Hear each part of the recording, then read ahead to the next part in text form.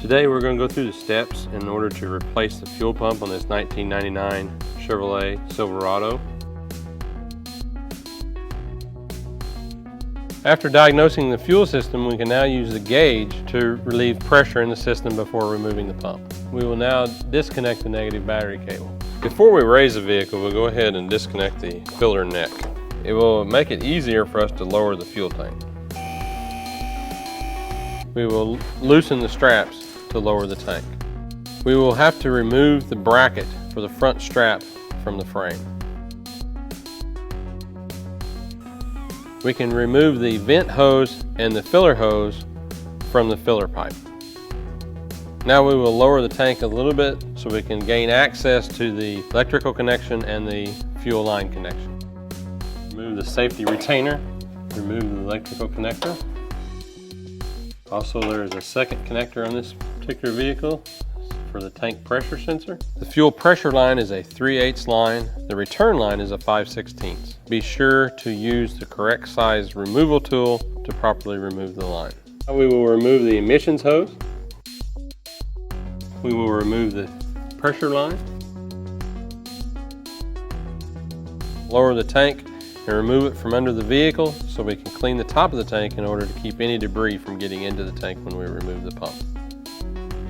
Now that we've cleaned the exterior of the tank, we will need a set of snap ring pliers in order to remove the retaining ring that holds the fuel pump module into the tank. You always want to inspect this snap ring and make sure it's free of any rust and is not bent or weakened in any way. Now as we remove the pump module from the tank, note that the bottom of the pump module contains a reservoir. This will have residual fuel in it. We need to catch this fuel and dispose of it properly. At this point, we need to drain the remaining fuel into a safe container and then clean the inside of the tank. We want to be sure that the tank is as clean as possible to allow a clean environment for the fuel pump. Now that we've thoroughly cleaned the interior of the tank, we're ready to reinstall the new Airtex fuel pump module. In with the fuel pump module, you'll have a new wiring connector that may be needed on some applications. Fuel level arm is attached to the fuel pump module assembly. Fuel pump float arm has a red protector on the end of it. We'll insert the float arm into the center of the sending unit. And we'll push the arm into the snaps, retain it.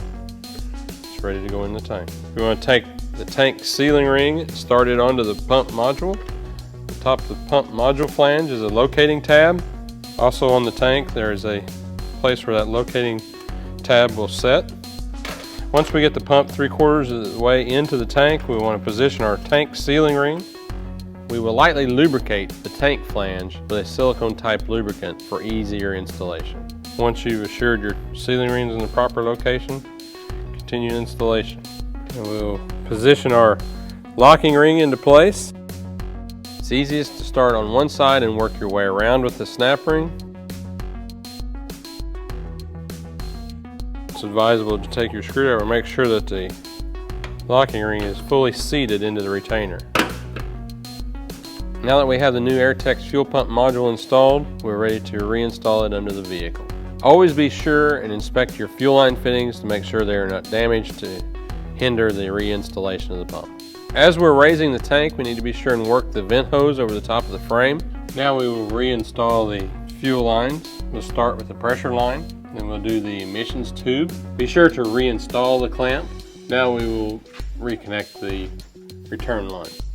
And we can reinstall the electrical connections, noting to reinstall the safety retainer. Now that we've got the tank repositioned under the vehicle, we can go ahead and put our rear strap on. Now we will install the front bracket.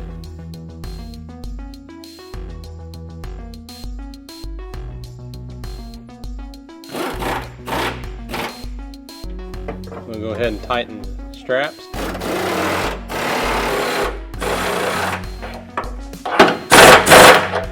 Reinstall the filler tube under the filler hose.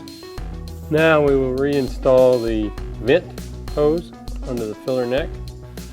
Now be sure and position the filler neck into its location on the body. Now we will lower the vehicle and reinstall the filler tube assembly. Now that we've reinstalled the tank, we will attach the negative battery cable.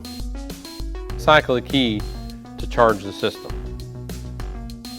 Start the vehicle and monitor our fuel pressure, making sure that it is within vehicle specifications. To remove the gauge, we'll shut the engine off and bleed the pressure from the system using the pressure relief on the gauge, making sure to capture any fuel in a safe container.